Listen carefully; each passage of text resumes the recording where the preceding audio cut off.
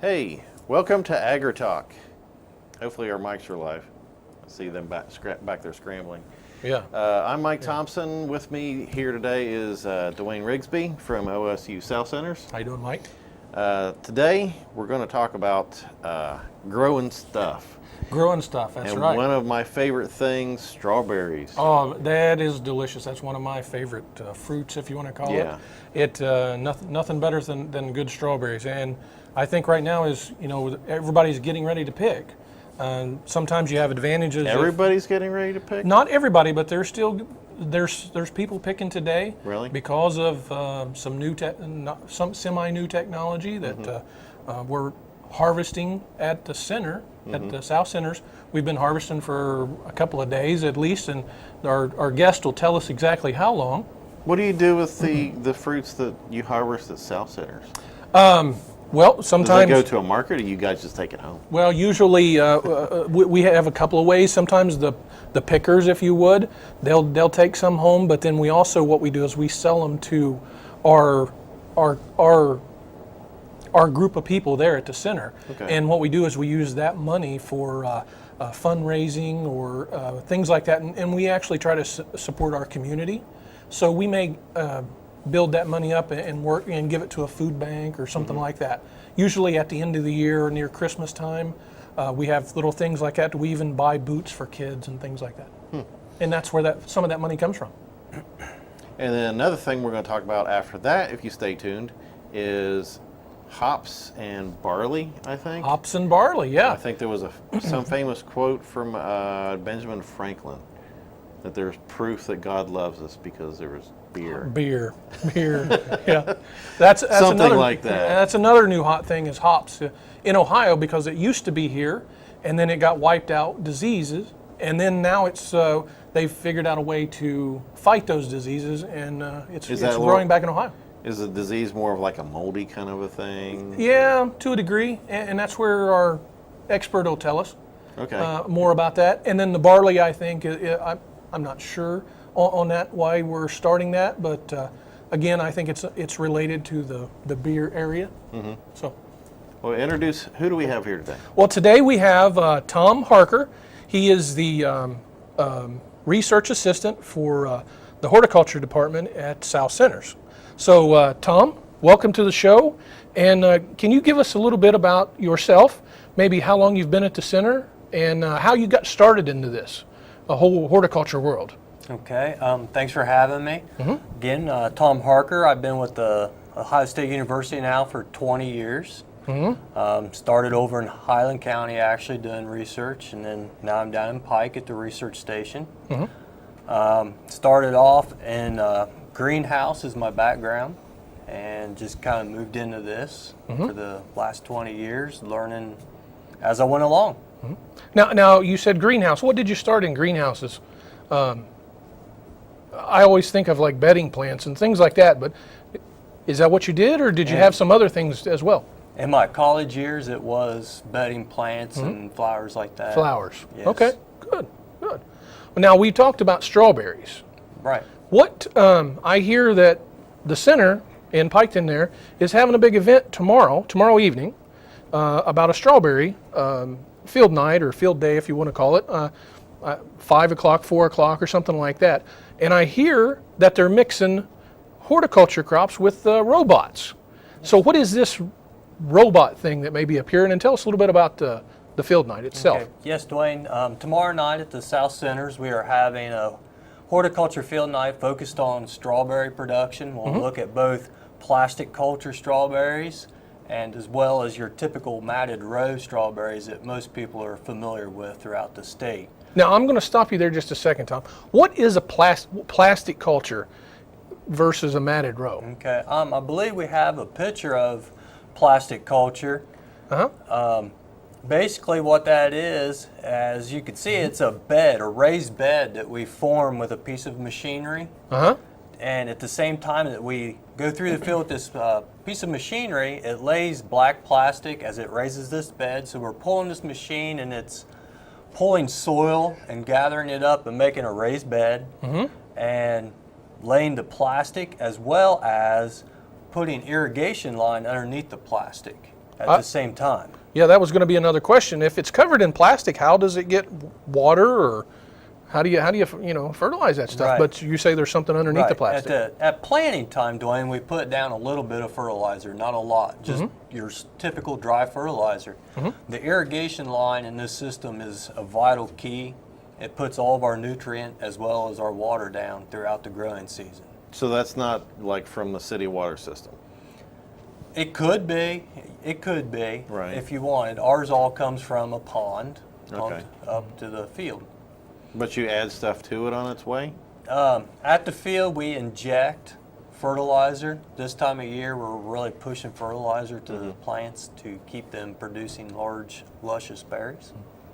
So why plant them on a raised bed? Because we were talking that they're already, we've already started picking strawberries Right. to where the other people are not yet. Right. How do we get that advantage of already picking strawberries? And how long have we been picking? I don't remember. Okay, well, we started picking the Friday before Mother's Day with the first few ripe berries. So we'll be going on 2 weeks here this Friday. So we've been picking for 2 weeks, and they're excellent looking berries and large quantities of them. So Is that good to pick the berries, I guess, as they come on and not just like clear the field at one point? They all don't ripen at one time, but so you get several berries off of a plant though each time you harvest. So that's not a machine method. No, that's not a one-time through. It's a bend over, break your back. Yeah. pick multiple times. Yes, yes. Now, on an average, Tom, what does one plant, what could one strawberry plant yield? Well, what we aim for is a quart to a quart and a half per plant. That's a pretty good yield, I would think. Yeah, that's pretty good. And then how on an average, what does what is the cost of a fresh picked berry? You know, we know what it is when you go buy it from Kroger's or something, but Right. How do they Go start? to the farm and pick this up. Yeah. I'm hearing anywhere between $4 and $6 a quart for these berries this time of year. Yeah, and that's locally grown fresh produce there, versus trying to go to some of your big stores and buy some of the greener stuff, I guess, if you would, or plastic tasting sometimes. But Dwayne, you'd mentioned the field night. Yeah, let's back to We'll field go night. back to the field night. That is tomorrow night at 5 p.m. At the center there.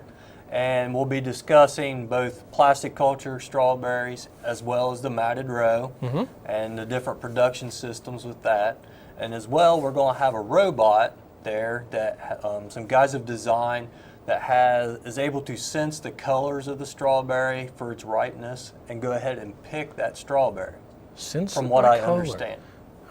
What's this robot look like? Is it the size of a tractor, or is it like a Roomba? The pictures I've seen, it's a good question, but you should come down tomorrow and we'll find out, because I really don't know either. The pictures, it's a rough-looking unit to me. Yeah. It's not finished. It's a work in progress, I guess. I would guess. I don't know that it's complete. I'm picturing like an R2-D2 or something walking through the field, or CP3O, the little round guy. Does it kind of straddle the row? The picture I've seen, it looks like it's alongside the row. Okay. So I don't I'm know. learning about it as interesting. well as you guys. I think it'll be exciting. I will be there tomorrow to take some photos and some video of everything, and I think it'll be a great This is going to time. be May 21st if you're watching this on YouTube. So we're recording this on May 20th, 2015. Right. And if somebody wants to go to the event tomorrow, it is open to the public, but you have to register. Yes. And to register, you need to go to southcenters.osu.edu and then just follow the links there in the horticulture program. So I think you can get registered there. But from strawberries, we talked a little bit about the plastic row, matted row. Tell me the difference there. Okay, matted row is actually, some growers have raised beds that they make, and the strawberries are actually planted just in the bare soil. And the main difference there is a matted row is a perennial crop, and the plastic berries are an annual crop. So we're planting those every fall and then harvesting in the spring, whereas the matted row, once you plant them, you use that same planting for several years. Is this the same type of strawberry that is used in both? They're different varieties. Okay. They're different varieties. And versus leaving the crop in the ground versus tearing the crop out. I assume you're tearing the crop out every year and replanting back in that same area? Or how does that work? And then is that profitable? How are we being able to buy new plants every year? Is it because we get a better crop and better yield? How does that, The average, I think, crop for matted row is like 12 to maybe 15,000 pounds the acre. And we are getting, in our research results, we're getting anywhere from 18 to around 22, 25,000 pounds the acre. That's a big difference. We can almost double the yield using the plastic system from the matted row. But there's an advantage to both systems. You can start off with your plastic berries and start picking around Mother's Day weekend in the southern part of the state.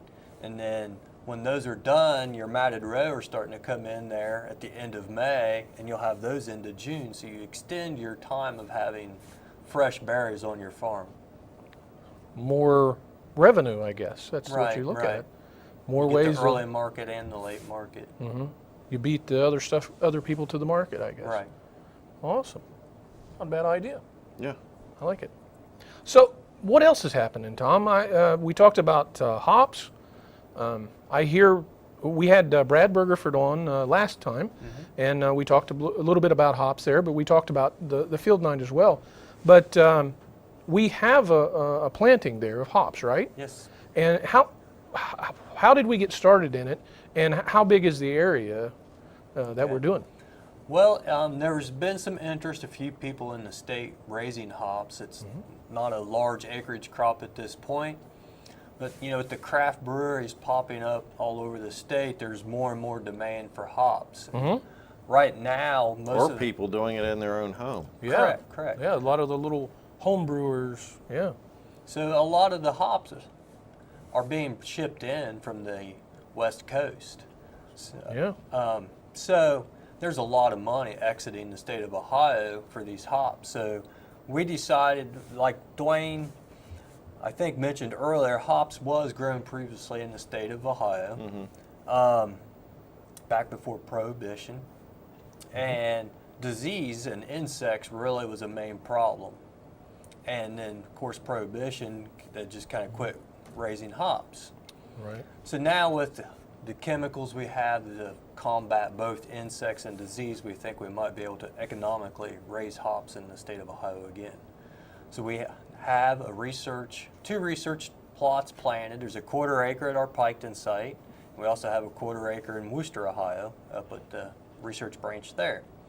So we're just replicating, right? Right. It's the exact same plants at both sites. We are getting ready to plant another 1/4 acre roughly at the Piketon site this year. Now, is that a good per acre crop because it more or less grows up? Can you get more plants on the same area? It depends on your spacing. That's something we're playing with, because one of the diseases is called downy mildew. And air movement is a big factor in that. If you've got no air moving, then you can have this disease. So we're playing with row spacing to see how far apart how close and how far apart to set these rows. Right. The current plantings on 12-foot centers between rows, and then this new one we're looking at maybe 15-foot centers. Okay. And also a short trellis. How do you figure out what type of hops to get? I mean, I know on the brewing side, you choose them, by the smell and the taste, because that's what kind of adds that beer taste to it. So gives you that different twang or not so like with an IPA, it's a real distinctive hoppy taste. So is there something you go through to choose on the growing side as far as what varieties? If you were wanting to grow hops for profit, you would want to go talk to your brewer, your end market first, to find out what varieties they're using and what they're looking for, so that you can meet their demand. it's not a good idea just to go plant a bunch of something that you think would be great, but then you can't Right, get you rid don't have of a it. market for it. Nobody Correct. wants. Correct. So I guess there's like thousands of different varieties of hops, or There's many, many different varieties. At Piketon, we have 6 different varieties that we're looking at this time, and we're going to be adding more in this new trial. now amongst the varieties, does it take different weather conditions or soil? Sometimes grapes can be more northern, more southern, more dry, or whatever. Are hops the same as that? No, really, the only thing you got to consider with hops is the spacing. They have real long laterals, some of them have shorter laterals, and they're like side arms, more like our arms on our body. So you want to space those accordingly. Some of them, you get away with 4 foot between plants, and some of them you'd want 5 feet between plants to keep them from locking together. Because then when you take them down at the end of the season, you could be losing cones, ripping plants apart. Yeah, it's a different way to do it. I think we have some pictures of it. We have some different pictures of the hop yard. You put up like telephone poles, string Yep. of wire between it, and then the hops actually grow up a string. Right, yeah, or a rope. we have what we use at our site is baler twine, and we drop twine from a cable up that's 17 feet above the ground level, and then those binds, they're called binds, will actually climb up the twine, and reach that cable by the end of the summer. And from what I understand, it might be kind of exciting because these things grow very quickly. They do. They can grow when they're growing hard. This time of year, they're growing 6 inches a day. Yeah. So it don't take long at 6 inches to reach the top. Okay, is this at the beginning of the season where you're preparing? This would be, yes, this picture you're seeing here would be us dropping our strings from the top cable down to the bottom to start training our hop plants up. So how do you then harvest them? Do you have to get up there and do that again? Well, yes, we'll come through the field and actually cut those twines at the top cable and then cut them down at the bottom. And we'll bring them into the building. And right now we manually pull all the cones off by hand. Okay. And then you have to dry them down to get them ready to go on to the end product. Okay, so you have to dry the hops before they go on out? Yeah.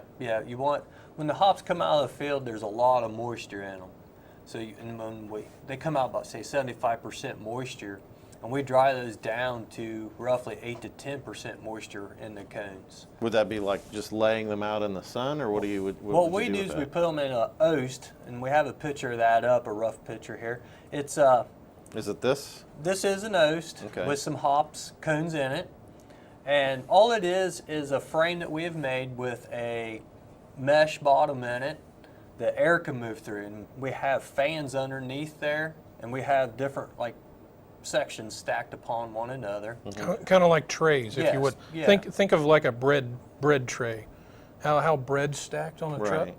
It looks like that a lot, and then a fan mounted underneath. Yeah, and the air blows up through it, and usually within 24 hours or less, we can have that moisture down to our 8 to 10%. Okay. Now, on this picture here, Tom, what does how long does it take? Obviously, if there's a fan at the bottom, does that bottom row all of a sudden get really, really dry, and the top ones are still? Do you rotate them, or don't does it all rotate about to 'em, make about the same? It usually tends to all come about the same. We do stir them daily to just keep everything moving, Okay. and we check the temperature very periodically, every couple hours. Okay. Not temperature, but the moisture. Sorry. And then when they're dry, what's the process there? You right now package them, we're you right- ship them. How do you do that? Right now, we're vacuum sealing them and freezing them at this time. The industry demands it to be pelletized, so we're going to have to work on that. Pelletizing is the next step. Yep. Yeah. So it's an aromatic type of a product, right? Yes. So sealing them is probably important, so you don't have, You don't want like in your refrigerator, if you've got a bunch of things like onions, they'll kind of contaminate They all what you smell, have. Yeah. Start smelling like Right. onions. You want to try and keep the oxygen out. How long would they keep? Can you keep hops a year or I two? Or? think they could last easily a couple years in the freezer. Really? And I think if you pelletize it, that increases that as well. Okay. Okay. What does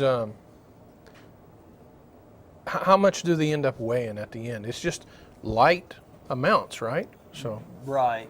You could go from, I'm trying to think in numbers here. a plant, when we harvest it, you get we'll just say a 5-gallon bucket full. Now, obviously, some plants may yield way more than that, but that 5-gallon bucket full, when you pick it, may weigh 3 or 4 3 or 4 pounds. But when that's all dried down, it's just literally ounces. You might have a pound or less now. Okay, so that there's a lot of water in there. Right.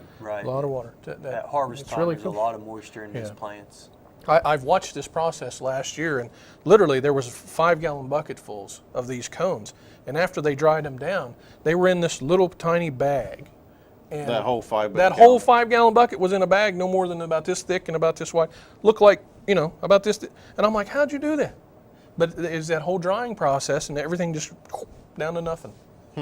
I thought it was interesting because it's the first time I seen it that way and such. But I think when you brew beer, you don't need that much. It's not like you're Right. using buckets full of Right. these things. It's just an additive that you put at the end, Right, it's a I guess, of the flavoring. process. From what I know, that yes. Yeah. Well, okay, so we got hops. I think we've got that covered. So it sounds like we're also adding to the center and planting barley. We do have some barley. Is that what I hear? Yeah, we do have some barley, which is another factor in beer. It's a malting barley, so you malt it. And what that means is you take the barley seed and you start it to germinate more or less. And once that seed starts to germinate, then you cut it off, and then that's how it's used in the beer making process. So you got to have big malting houses that will do this. So it's something we're looking at in the state. We're working with Dr. Stockinger at the Worcester campus, and we have some spring planted as well as fall planted barley. Okay. And so we're just looking to see what varieties are suitable for Ohio climates. So we've got a picture of just a little bit of barley here, right? Right. This is just days ago? What is this? That there would be, I believe this shot's actually our winter planted barley. Okay. So that would be last fall after fall. planting. We just planted some this spring that looks very similar to that at this point. We Okay. just planted it 2 weeks ago. And So what's a barley look like? Is it like a wheat or something? It'll like remind that? you of wheat, yes, and some of it has a lot of beard like a wheat, and some of it don't. And probably lots of different varieties of that too? There is several varieties that we have. I think we have 15 varieties that we're looking at right now, and Wow, different 15 heights. varieties. Some of them are real tall, some are short. And that's nothing you probably do by hand? Would you harvest that by hand? If you were going, we have to for such small research plots, Right. but you could run it through a combine if on a larger scale, just like you Interesting. would your wheat crop. Okay. I'm not a beer maker or a farmer, so I'm... Well, I'm not the beer maker. I have done a little farming, but yeah. Well, what else is happening, Tom, that we can touch on? I think we only have a few minutes left. Okay, well, we got some aquaponics work going on down there in the greenhouse, which is the process of growing a crop horticulturally off of the waste from fish. So we feed So the aquaponics differs from hydroponics yes. in that direction because you're... It's similar. You're still growing plants with the nutrient sources flowing through water, but the fish is our actual nitrogen source. Okay. I think we Do have we a have a picture of that? few pictures of that. So what kind of things do you grow aquaponically? Yeah, that's it. Right now we are looking at bib lettuce is what we're looking at right now. So we have tilapia that we're feeding, and so we're giving them different rates of feed, and then they of course have feces which goes into a filter, and in that filter it breaks down and the solids are removed, but the nutrients that we need come back out and float through these troughs, and then the lettuce roots will take that up through there. So those beds you see, those white foam things, are just They're just floating on water, right? Yep, those styrofoam trays are floating in water. Okay. And the lettuce is taking the nutrients up out of the water. And another crop, and then you can sell the fish once they reach maturity. You sell that as another crop, I guess. Wow. Have a nice fish salad there. Right, right. Early strawberries, add a little beer in it. We can have fish fries, little lettuce. That's a big meal right there. Yeah, you got a great working environment. We down there. do, don't we? Man. We do. yeah. We're lucky. That sounds like another show for aquaponics for sure. We'll have to go on the road with that one. We got to go on the road. That's definitely, we have to go on the road. So, hey, I think we're getting pretty close on time. Is there any last little things we want to cover, Tom, at the center, or little tidbits for next time, or? Not that I could think of. Just give another shout out for the field night. Field tomorrow night? night on the 21st of May. Uh-huh. At Are 5 you o'clock. available as a resource for people? They can contact myself or some of the other horticulturalists there at the center. If they're interested in what kind of things? Well, we got everything. We have the horticulture. We have small fruit work, grapes, blueberries, raspberries, as well as we have soil and water, looking at bioenergy crops, field crops, organic, and then we have the aquaculture program as well, and small business. Okay. So if you're That's right. if you're a farmer, small or big, you can contact the OSU South Centers in Piketon, and they have a website. southcenters.osu.edu. Okay, and you can find out more to help your business and farm and be more productive. Absolutely. And more productive, it means a few more dollars for the farmer. A few more dollars for the farmer early and on late through the winter for aquaponics. So. Okay, next up after this show at 3, we have Dr. Tom Worley, who I think is the main man down He at would South be Center. the boss man, the director, yes. Yep. With South Center's Chat, he is featuring Dan Remley, who I'm not sure exactly what his title is, but he's going to be talking about food, nutrition, and what food and nutrition has to do with diabetes. Yes. Yeah, or, he's or very as big some into people would say, diabetes. diabetes, diabetic. Yep, absolutely. So, lots of names for it. You got that right. So. Yeah. But yeah, he's got a lot of good information, a lot of good research on that, on what you should be eating, what you shouldn't be eating, and actually, yeah, he's got a lot of information on it. And probably has to do with type 1A and type 2. I think so. That would be very timely and good information for all of us. For everybody, yes. All right, so stay tuned to that in 1/2 hour, and you can also catch it on YouTube. It'll be grouped within the same place. Thanks for watching Agri-Talk on RGCA.